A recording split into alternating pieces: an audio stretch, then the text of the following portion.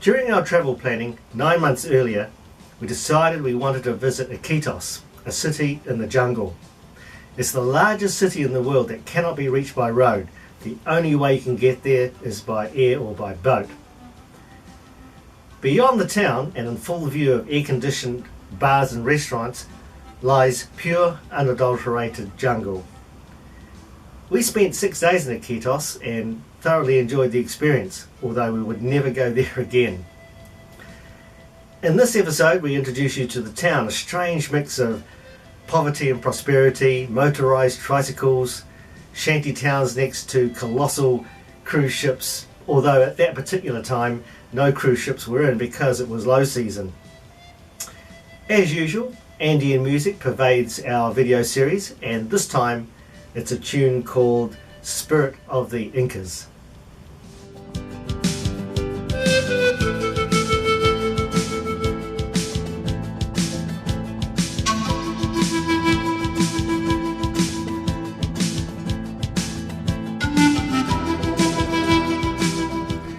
For various reasons, namely weather and poor operational management, regional airlines like Star Peru are hardly ever on time. On this occasion there were 2 flights to Iquitos, and because of overbooking, we were rescheduled for the second flight in the afternoon. And we were a bit annoyed about that, having got up at about 4 AM in the morning. Anyway, the first flight taxied out, only to return again because all the oxygen masks had fallen out. And so all those passengers probably never got to Iquitos that day.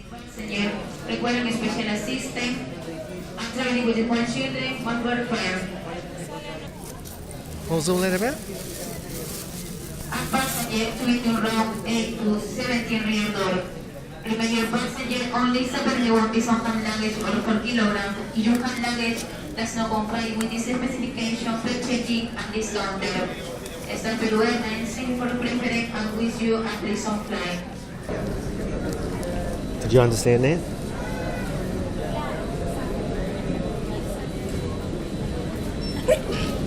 I'll take that as a yes. These old British Aerospace 146 jets, last made in 2002, had badly scored plastic windows, so the view out wasn't much.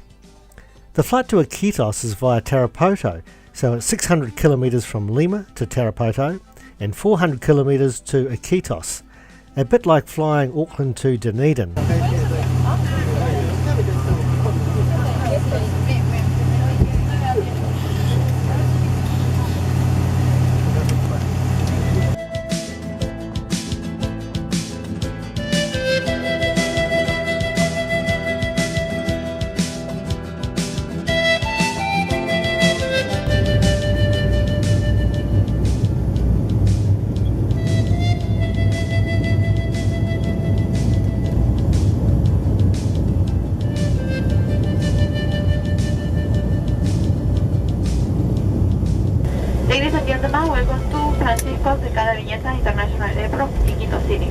For your own safety, we ask you to remain seated with your seatbelt fastened until the service sign has been turned off and the doors have been opened.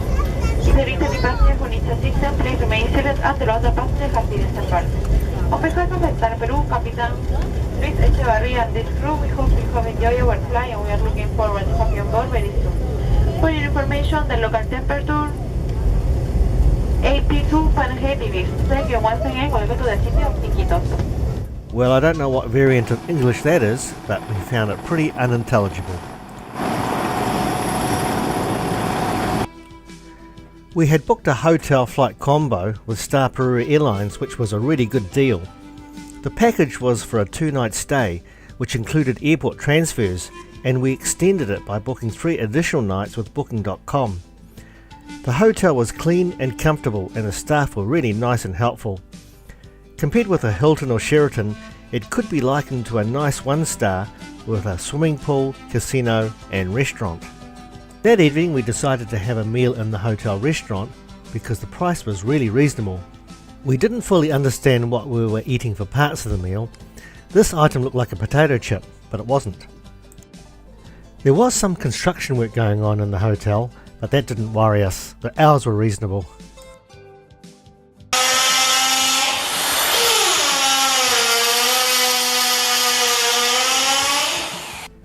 The Amazon Apartment Hotel is located in a residential area and the main plaza was about 800 metres away. A motorised tricycle taxi was about $2 to get there. The local shops were just a few minutes walk and we recognised some of the old brands in the shops. On stepping outside of the comfort of our hotel, we could immediately feel, smell and taste this vibrant city of over 400,000. These scenes are taken pretty well right outside the door of our hotel and brought back memories of Asia and India. Iquitos is unique in all of Peru. There's no other place that is anything like it in the country.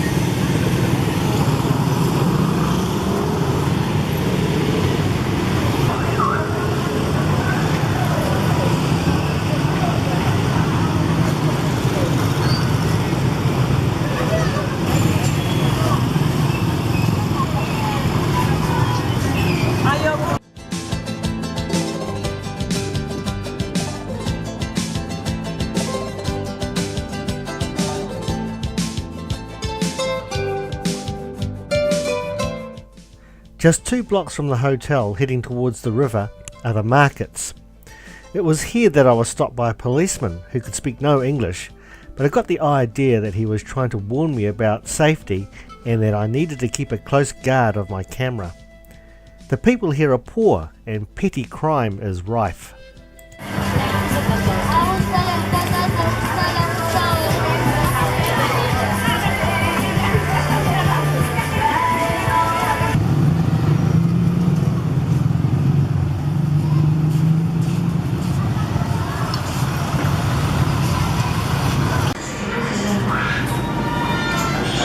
I was told this was Motello. Motello. Got no idea what that means.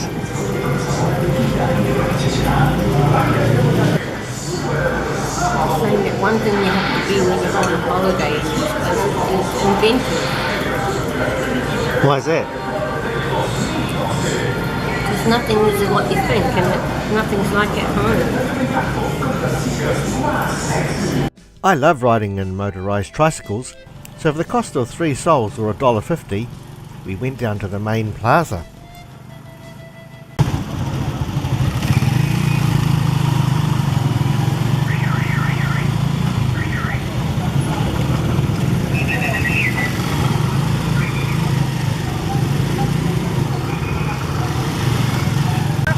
Yep.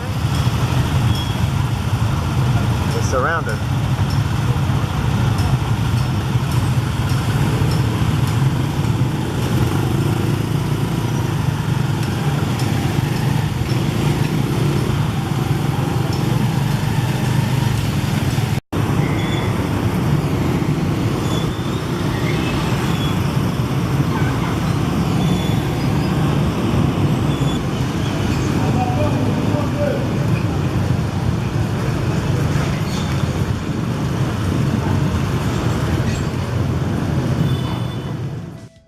While I take care of the travel framework which gets us to a destination, Lillian looks after the detail as to what to do at the destination. The first stop was to take a look at Gustav Eiffel's house, made of iron, not surprisingly. We went to the Eiffel Tower for our 10th wedding anniversary. How anyone could be married for 10 years is beyond me. The iron house was made in Paris in 1860 and imported piece by piece into Iquitos in 1890 during the opulent rubber boom days to beautify the city. Today it houses a store on the ground floor and a restaurant on the top floor. The streets around the plaza are full of remnants of the rubber boom days. Bata Shoes, for example, goes back to 1894, founded in Austria. Another is the handmade tiles imported from Portugal and used to decorate the mansions of the rubber barons.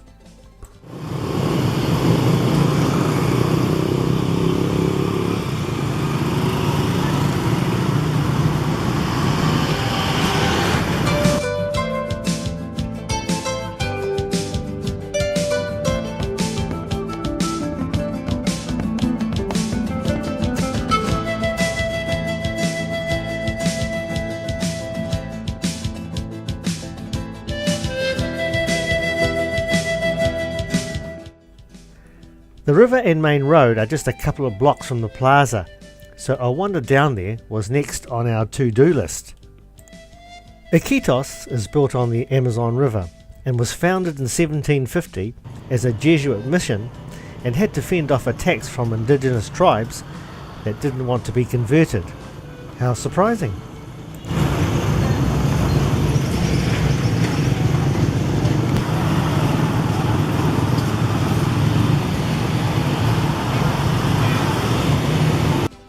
It was noisy and it was hot, so we found a cafe that we could rely on not to get food poisoning, and we went back to it many times for refreshments.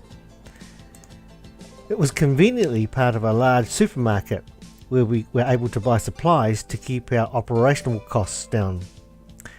The staff had a unique way of storing their pens, a capability for which I was very jealous of.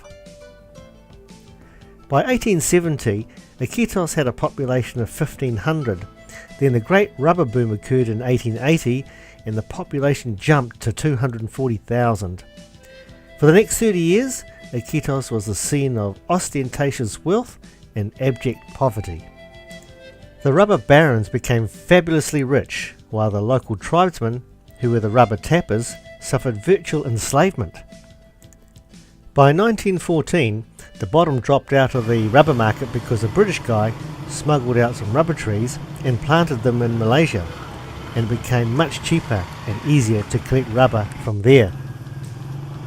Today, Iquitos owes its existence to the export of agricultural products, oil and tourism.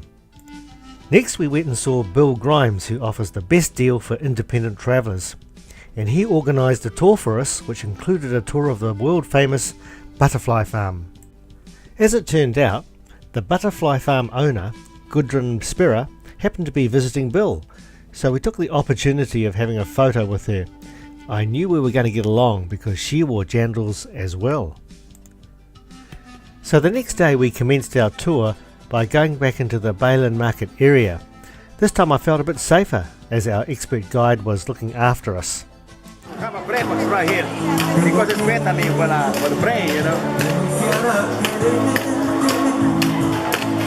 The bush meat is illegal because somebody killed the animal in the jungle. But what happened? The jungle hunter go to the jungle, kill the animals, bring here, everybody buy it. This is the problem.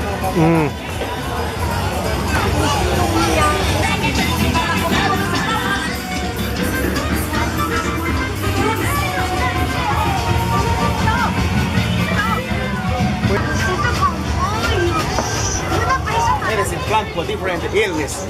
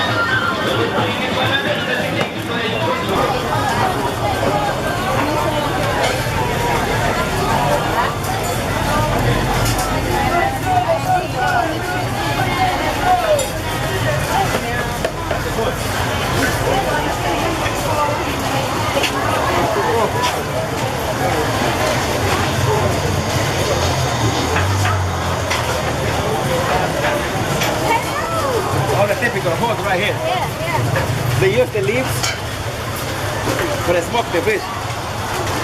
Until it's fried.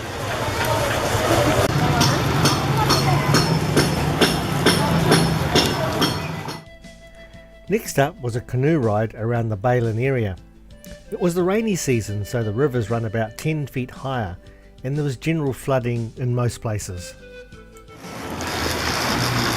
Hey, you just imagine yourself that you're in Venice. You may take a picture along the way. Yeah. Yeah. Yeah, I can imagine that. You can imagine that? Do you want me to sing to you? Does my face look like a memento? I'm just hoping we don't sink.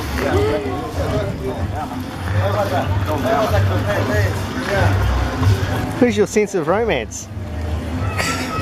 I'm going with my sense of smell. Huh? You did say you wanted a a ride down the Amazon. Not a flooded street though.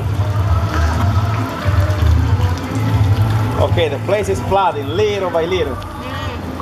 The water level is under the second floor of the houses. Wow.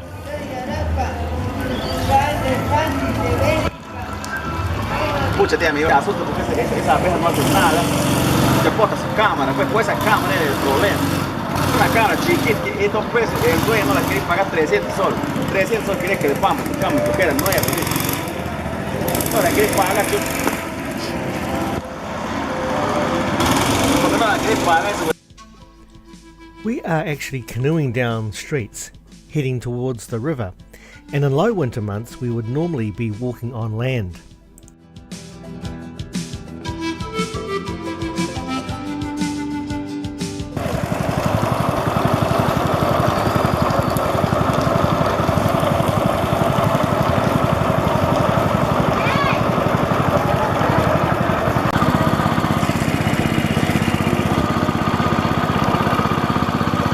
Flooding now. Also the village right there to the left. What river did you think did you say that you're on? You said we're on the Nile River. I said we're on the Nile River.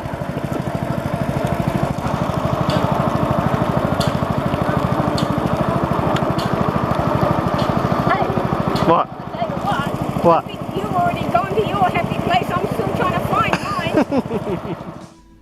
Soon we were out in the main part of the river, and here homes are built on rafts, and in low water months these rafts sit on the mud. Dime. Bien estás. Ah, ya está bien. Qué bien está. ¿Por qué estás ahí con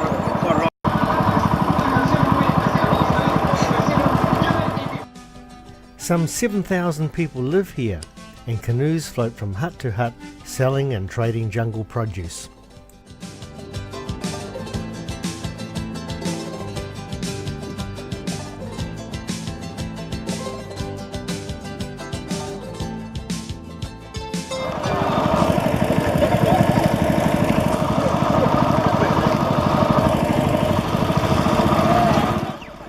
Everyone's canoe, including ours, seemed to be on the verge of sinking.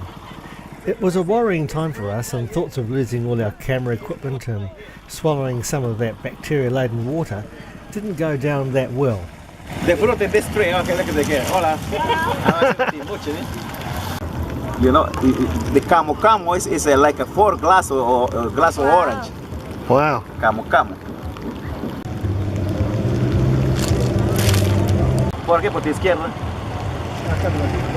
Wow, pretty amazing if it wasn't for all the rubbish around. Lily pad. Camo es aquí de Johnny. Here, touch one. Ya, pues todo. Hola, ¿qué gente le corre? ¿Tienen dueña? Todos los camos tienen dueña. Tienen brazos, ¿eh?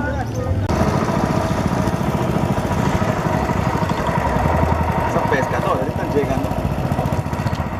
Están llenos, ¿eh?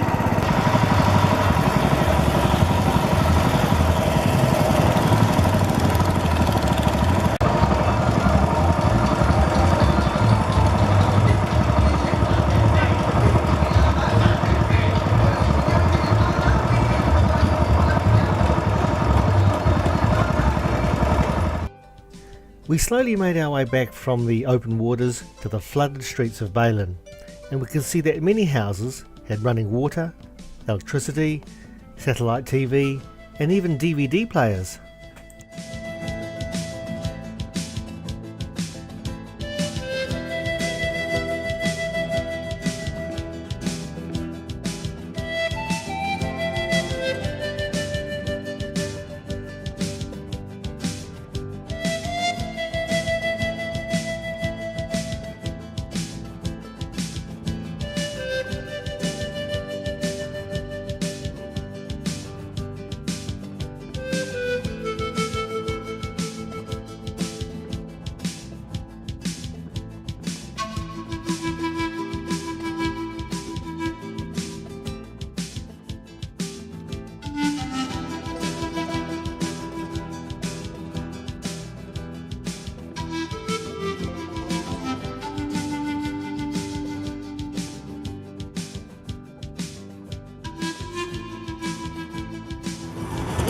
Help you? Got it? Okay. See my bum? No, not really. No, it's fine. We saw a lot of vultures in the area, and due to the rain, they were drying out their wings.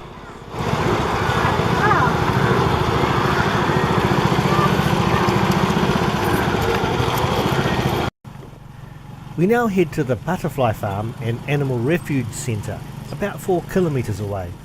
So please join us in part 2 of our amazing Iquitos experience.